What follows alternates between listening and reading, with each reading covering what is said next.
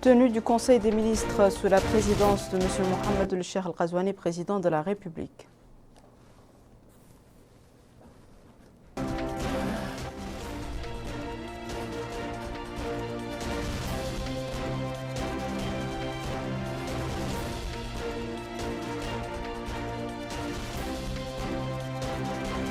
La ministre de l'Emploi et de la Formation professionnelle visite plusieurs départements relevant de son secteur à Rosso et Kermassé.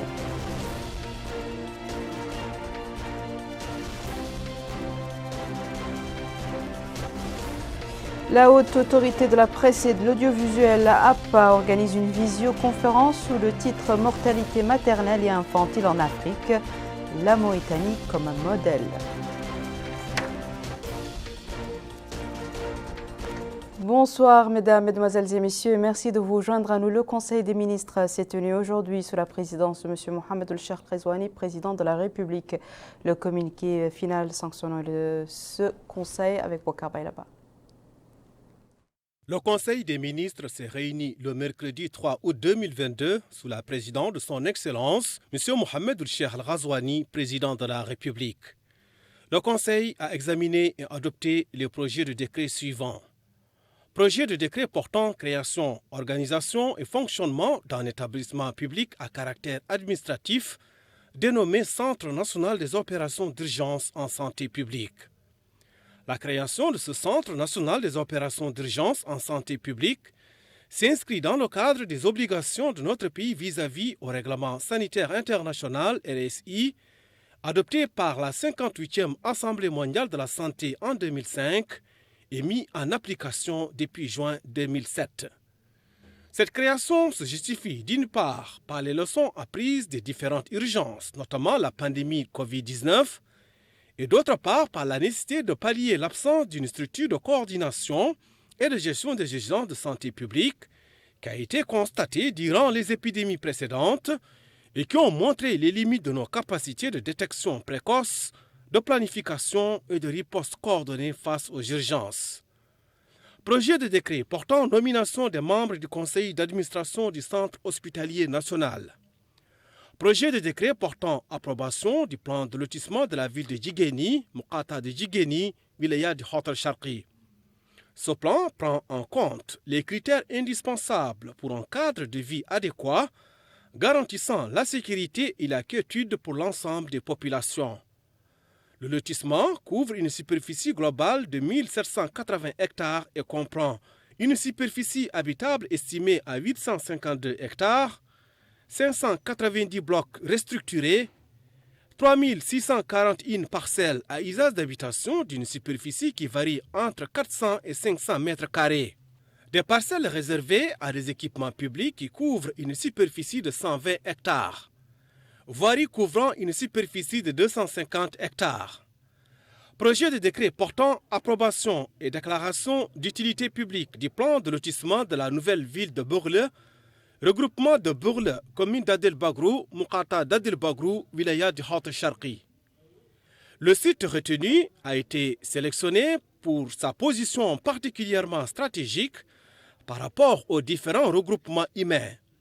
Il est en effet situé dans une zone offrant l'ensemble des conditions potentielles en eau, position géographique favorable, entre autres.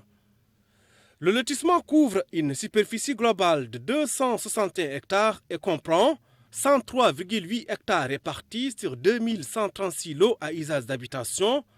La superficie de l'eau varie de 400 à 500 mètres carrés. 80 lots commerciaux d'une superficie totale de 0,27 hectares.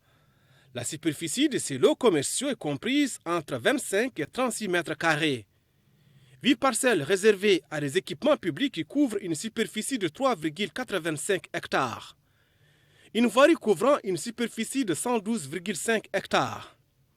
Projet de décret portant approbation du plan de lotissement de la ville d'Irkiz, Moukhata d'Irkiz, wilaya de Trarza.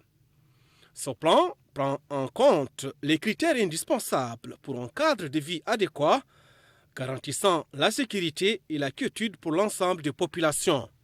Le lotissement couvre une superficie globale de 3694 hectares et comprend une superficie habitable estimée à 1576 hectares, 1230 blocs restructurés, 3118 parcelles à usage d'habitation d'une superficie de 400 mètres carrés, des parcelles réservées à des équipements publics qui couvrent une superficie de 45 hectares et voiries couvrant une superficie de 429 hectares. Projet de décret portant approbation et déclaration d'utilité publique du plan de lotissement du regroupement de Koundou 3, Moukata de Tekan, Wilaya du Trarza. Ce plan prend en compte les critères indispensables pour un cadre de vie adéquat, garantissant la sécurité et la quiétude pour l'ensemble des populations. Le lotissement couvre une superficie globale de 538,2 hectares et comprend 92,48 hectares répartis sur 2139 lots à usage d'habitation. La superficie des lots varie de 400 à 500 mètres carrés. 160 lots commerciaux d'une superficie de 0,76 hectares. La superficie de ces lots commerciaux est comprise entre 42 et 48 mètres carrés. 9 parcelles réservées à des équipements publics qui couvrent une superficie de 4,41 hectares et voiries couvrant une superficie de 262 hectares. Le président de la République a instruit le gouvernement de tout mettre en œuvre pour venir en aide aux familles touchées par les pluies torrentielles qui se sont abattues sur la ville de Nebeka, commune de Tamourtanage et les villages avoisinants et de suivre leur situation. Il a également félicité toutes les équipes de secours qui ont participé à l'opération de sauvetage de l'enfant Mohamed Ahmed Mohamed coincé dans le barrage de Boumdeid. Le ministre des Affaires étrangères, de la coopération et des Mauritaniens de l'extérieur a présenté une communication relative à la situation internationale. Le ministre de l'Intérieur et de la décentralisation a présenté une communication relative à la situation intérieure. Le ministre de la Transition numérique, de l'Innovation et de la modernisation de l'administration a présenté une communication relative à l'adoption de l'agenda de transition numérique 2022-2025. L'objet de cette communication est de présenter la synthèse de l'agenda de transition numérique 2022-2025 et le plan d'action opérationnel qui en découle pour leur approbation. Dans ce cadre, il a été formulé une vision puis 5 objectifs quantitatifs globaux et 4 orientations stratégiques en plus de 3 leviers clés de mise en œuvre. Le tout est décliné en 25 initiatives et 77 projets. La ministre de l'Action sociale de l'enfance et de la famille et le ministre de l'Éducation nationale et de la réforme du système éducatif ont présenté une communication conjointe relative à la préparation de l'année préscolaire 2022-2023. Cette communication conjointe a pour objet d'engager une dynamique de refondation progressive du système actuel en vue de porter le taux de préscolarisation des jeunes enfants de 10% à 30% en 2024. Attendu que le développement intégré du jeune enfant dans les structures d'éducation préscolaire est d'une importance capitale, eu égard à la contribution considérable du préscolaire au renforcement de la qualité de l'enseignement de base, de la cohésion sociale de l'unité nationale ainsi qu'à l'autonomisation de la femme. L'éducation préscolaire contribue fortement à la réduction de l'échec scolaire d'une part et à l'autonomisation économique de la femme en la libérant une partie de son temps afin de vaquer à des activités productives d'autre part.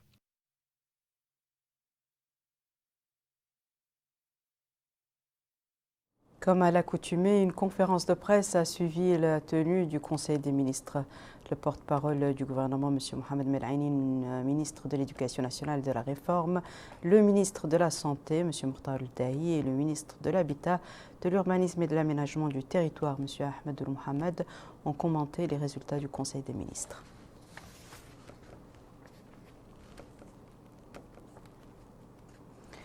La ministre de l'Emploi et de la Formation professionnelle a visité plusieurs départements relevant de son secteur dans les villes de Rosso et de Kermessène.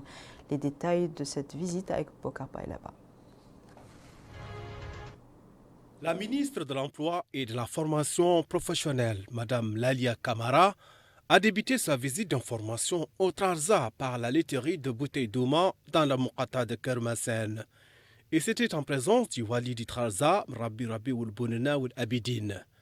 Sur place, elle a reçu d'amples informations sur le fonctionnement de cette structure. Deuxième étape, l'école de l'enseignement technique et de la formation professionnelle de Rosso. Là aussi, elle a été édifiée sur les enseignements dispensés à travers des différents ateliers de formation destinés à satisfaire la demande locale et nationale en éléments qualifiés. Elle a en outre pris connaissance des réalisations des coopératives féminines qui opèrent dans la transformation du lait en produits dérivés.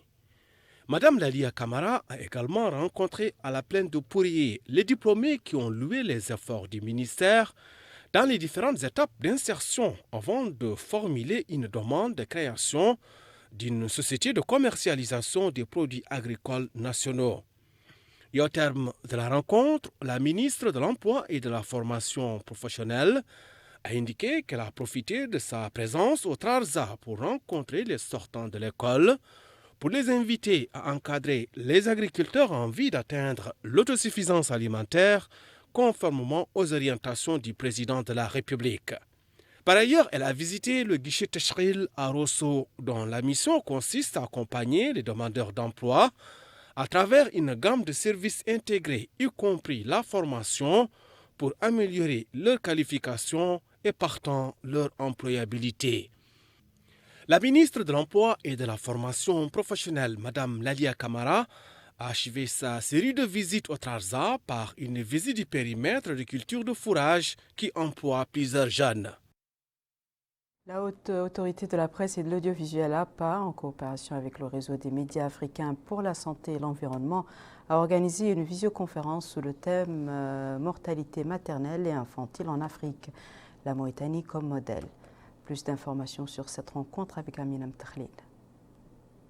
La séance tenue par visioconférence par le réseau des médias africains pour la promotion de la santé et l'environnement au niveau de la Haute Autorité de Presse et de l'Audiovisuel a été organisée sous le thème Mortalité maternelle et infantile, cas de la Mauritanie. Le rôle de la presse étant important pour l'information et la sensibilisation du public cible, cette rencontre vient à point nommé dans un contexte mondial marqué par l'instabilité sanitaire.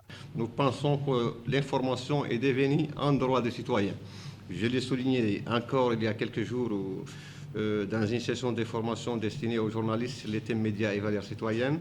En outre, certaines démissions de ces réseaux, comme assurer la veille médiatique face au secteur, dans les secteurs de la santé et de l'environnement, établir un cadre de collaboration entre les médias africains dans le domaine de lutte contre les maladies et la promotion de l'environnement, favoriser la création d'espaces de sensibilisation dans les organes de presse sur les questions de santé et d'environnement, concevoir et diffuser des messages de sensibilisation au profit des populations sur la santé et l'environnement dans les pays membres, etc., se recoupent également avec l'émission de la HAPA.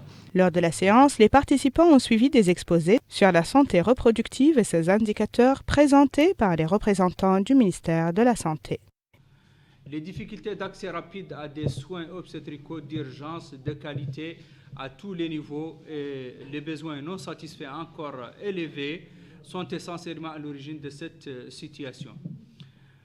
L'environnement de la santé et de la reproduction, notamment l'accès limité des femmes aux ressources, les obstacles socio-culturels et la faible implication des communautés ont aussi une grande part de responsabilité. Il est à noter que les participants et membres du réseau aspirent à ce que le réseau contribue au suivi par la presse des conditions sanitaires et environnementales en Afrique, en plus de la mise en place d'un cadre de collaboration des médias africains dans le domaine de la lutte contre les maladies.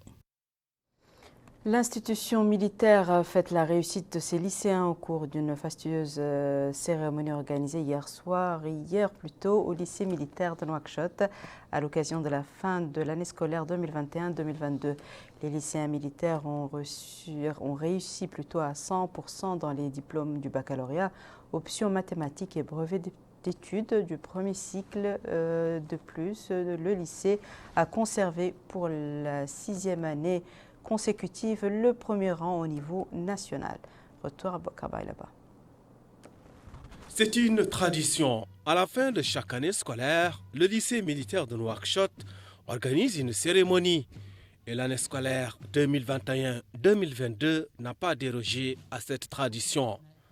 Pour la solennité, c'est le chef d'état-major général des armées, le général de division Mokhtar Bello Chaaban, qui a supervisé la cérémonie. Et c'était en présence du secrétaire général du ministère de l'Éducation nationale et de la réforme du système éducatif ainsi que d'autres autorités. La cérémonie a donné lieu à la remise des attestations par l'administration de l'établissement aux professeurs et étudiants les plus distingués durant l'année écoulée, et ce en guise de récompense et d'appréciation de leur effort exceptionnel. Et dans une allocution prononcée à cette occasion, le commandant du lycée militaire de Nouakchott, Moustapha Oudjouba, a exprimé sa fierté de distinction obtenue par les lycéens au cours de l'année scolaire 2021-2022. Notamment en ce qui concerne les examens, une année marquée par la réussite à 100% dans les diplômes du baccalauréat option mathématiques et brevet d'études du premier cycle BEPC.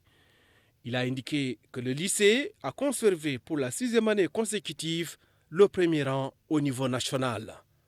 Le porte-parole du staff pédagogique, Brahim Oulsid Ahmed, a loué les réalisations accomplies au sein de cette institution scolaire.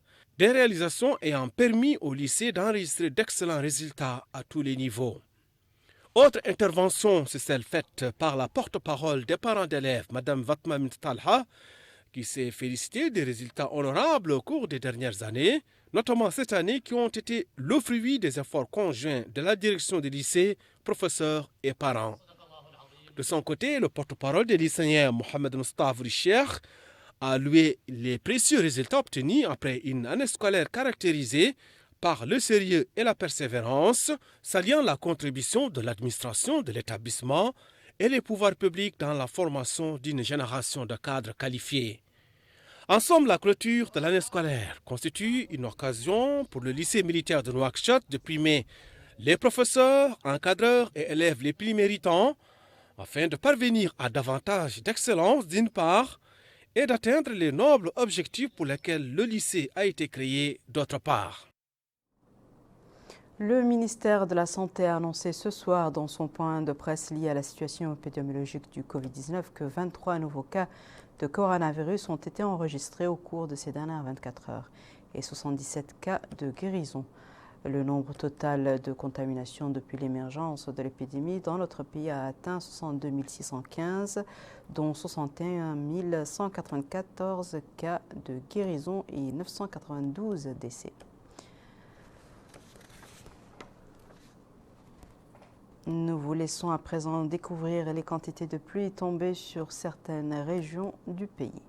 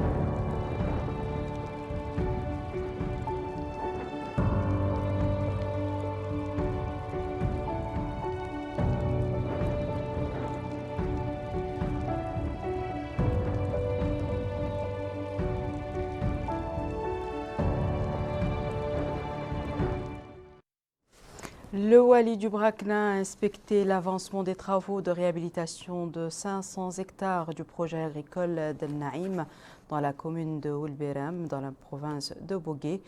Cette visite s'inscrit dans le cadre des préparatifs en cours pour le lancement de la campagne agricole d'automne qui se caractérise cette saison par la culture du riz, du blé et des légumes. Retour à Amina Mtakhlil toujours. La campagne agricole à venir que le Wali du Brakna a effectuée en compagnie des services concernés une visite de terrain à la Muqata'a de Bogué. L'objectif étant la réhabilitation de 500 hectares additionnels pour une meilleure exploitation lors de la campagne agricole à venir. Sur les lieux, le Wali a constaté l'état d'avancement des travaux de réhabilitation et a déclaré que parmi les objectifs de sa visite, l'encouragement des agriculteurs à une production massive et de qualité et le constat des actions menées par les investisseurs du secteur privé dans le domaine agricole. Il a enfin exprimé son souhait de pérenniser cette action pour aboutir à une autosuffisance alimentaire continue dans le pays. Pour leur part, les investisseurs du secteur privé adhérents à cette campagne ont précisé que les 500 hectares en question seront utilisés pour cultiver du riz, du blé, en plus de légumes et fruits. Un projet qui offrira de multiples opportunités d'emploi pour la main-d'œuvre locale. Il est attendu que la présente action contribue directement à l'augmentation des productions agricoles et par conséquent à la réalisation de l'autosuffisance alimentaire dans le pays. Le Wali de la Saba a tenu une réunion dans la ville de Kifa avec les représentants des agriculteurs afin de préparer la campagne agricole 2022-2023. Plus d'informations sur ces réunions et les résultats des préparatifs de la campagne agricole avec Najia Jakani. C'est dans le cadre de la campagne agricole 2022-2023 que le Wali de la Saba, M. Mohamed Ahmed Mouloud, a tenu une réunion accompagnée des autorités administratives et sécuritaires avec les agriculteurs de la wilaya. Cette réunion a pour objectif d'encourager les agriculteurs et les producteurs à participer massivement à la campagne en cours pour parvenir à l'autosuffisance alimentaire. S'exprimant pour la circonstance, le Wali de la Saba, M. Mohamed Ahmed Mouloud, a exhorté les agriculteurs et les citoyens à exploiter plus que jamais toutes les surfaces disponibles pour l'agriculture pluviale, conformément aux directives du président de la République lors du lancement de la campagne agricole où il a souligné l'importance de l'agriculture pluviale. La rencontre a été occasion pour les élus locaux et les agriculteurs de soulever les problèmes les plus importants auxquels est confrontée l'agriculture dans la wilaya. De son côté, le délégué régional du ministère de l'Agriculture a affirmé que son département a distribué du matériel agricole, des semences et des intrants agricoles en appui aux agriculteurs afin de les aider à atteindre les objectifs de la campagne agricole en cours. Il est à noter que l'atteinte de l'autosuffisance alimentaire constitue l'un des objectifs majeurs pour lesquels les pouvoirs publics déploient tous les moyens logistiques et organisationnels possibles. Un groupe de jeunes de la wilaya du Gorgol a organisé hier soir dans la ville de Kaïdi une soirée à l'occasion du 3e anniversaire de l'accession à la magistrature suprême du président de la République. Les participants à cette manifestation ont apprécié les transformations dont le Gorgol a été l'objet. Habsalo. L'objectif de la manifestation est de valoriser les réalisations du président de la République à travers les arts et les cultures parmi les participants civils. Le Wali du Gorgol, M. Ahmed Na Ould Sidi Hebbe, a encore indiqué que la wilaya bénéficie d'importantes réalisations. À son tour, M. Yemani Ahmed Sidi, président du Forum régional des organisations civiles, a souligné l'importance de la manifestation et le rôle joué par le réseau. D'autres intervenants ont souligné l'importance de ce festival pour la wilaya et ont loué les réalisations du président de la République. La rencontre s'est clôturée par des sketchs, danses et chants.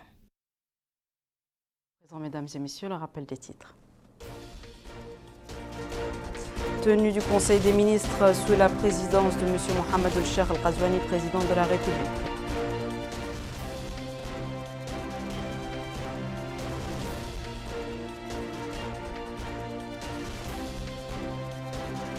La ministre de l'Emploi et de la Formation professionnelle visite plusieurs départements relevant de son secteur à Rosso et Kermessé.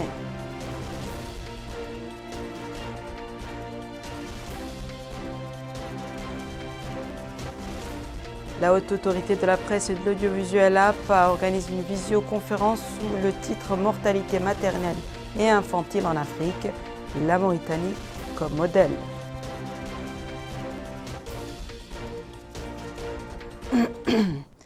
C'est la fin de ce journal, mesdames et messieurs. Merci à vous de nous avoir suivis. Merci de votre fidélité et je vous souhaite une excellente suite au programme sur le Mauritanie.